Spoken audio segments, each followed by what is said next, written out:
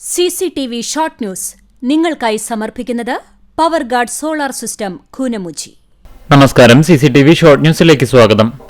സംസ്ഥാനത്ത് തദ്ദേശ തിരഞ്ഞെടുപ്പിന്റെ രണ്ടാം ഘട്ട വോട്ടെടുപ്പിന് ഒരു ദിവസം മാത്രം ശേഷിക്കെ വടക്കൻ കേരളത്തിൽ ഇന്ന് നിശബ്ദ പ്രചാരണം. തൃശൂർ മുതൽ കാസർഗോഡ് വരെ 7 ജില്ലകളിലാണ് വോട്ടെടുപ്പ്. രാവിലെ 8 മണിയോടെ പോളിംഗ് സാമഗ്രികളുടെ വിതരണം ആരംഭിച്ചു. തിരഞ്ഞെടുപ്പ് നടക്കുന്ന ജില്ലകളിൽ നാളെ പൊതു അവധി. നിശബ്ദ പ്രചാരണ ദിനത്തിൽ വരവൂർ പഞ്ചായത്തിലെ നടുവട്ടത്ത് AC മൊയ്തീൻ MLA വോട്ടഭ്യർത്ഥിക്കാനെത്തിയെന്നാരോപിച്ച് UDF പ്രവർത്തകരുടെ പ്രതിഷേധം. തിരഞ്ഞെടുപ്പ് പെരുമാറ്റച്ചട്ടം ലംഘിച്ച് MLA കുടുംബയോഗങ്ങളിൽ പങ്കെടുത്തുവെന്ന് കാണിച്ച് UDF തിരഞ്ഞെടുപ്പ് കമ്മീഷന് പരാതി നൽകി.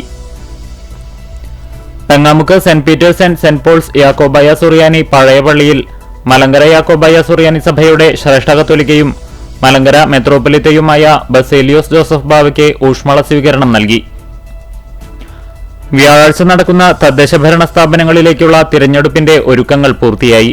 ചൊവ്വന്നൂർ ബ്ലോക്കിന് കീഴിലുള്ള തദ്ദേശഭരണ സ്ഥാപനങ്ങളിൽ തിരഞ്ഞെടുപ്പ് ജോലികൾക്കായി ചുമതലപ്പെടുത്തിയ ഉദ്യോഗസ്ഥർ തിരഞ്ഞെടുപ്പ് സാമഗ്രികൾ കൈപ്പറ്റി നിശ്ചയിച്ച ബൂത്തുകളിലേക്ക് മടങ്ങി.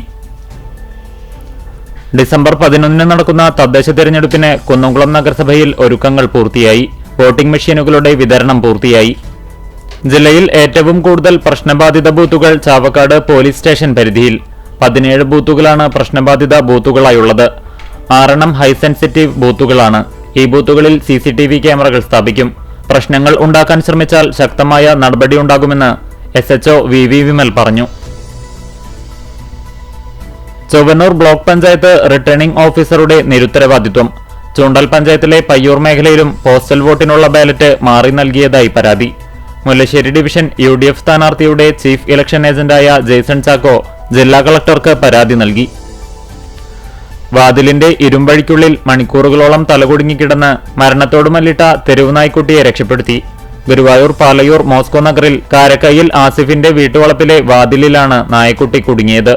സിവിൽ ഡിഫൻസ് വളണ്ടിയർ പ്രബീഷ് ഗുരുവായൂരെത്തി കമ്പി മുറിച്ചുമാറ്റിയാണ് നായക്കുട്ടിയെ രക്ഷപ്പെടുത്തിയത്. ക്വാണ്ടം മെക്കാനിക്സിന്റെ 100ാം വർഷത്തിന്റെ ഭാഗമായി ഗുരുവായൂർ ശ്രീകൃഷ്ണ കോളേജിൽ ഭൗതികശാസ്ത്ര വിഭാഗത്തിന്റെ നേതൃത്വത്തിൽ ശില്പശാല നടത്തി. Vellithiruthi blooming buds Badania senior secondary സ്കൂളിൽ മനുഷ്യാവകാശ ദിനം ആചരിച്ചു.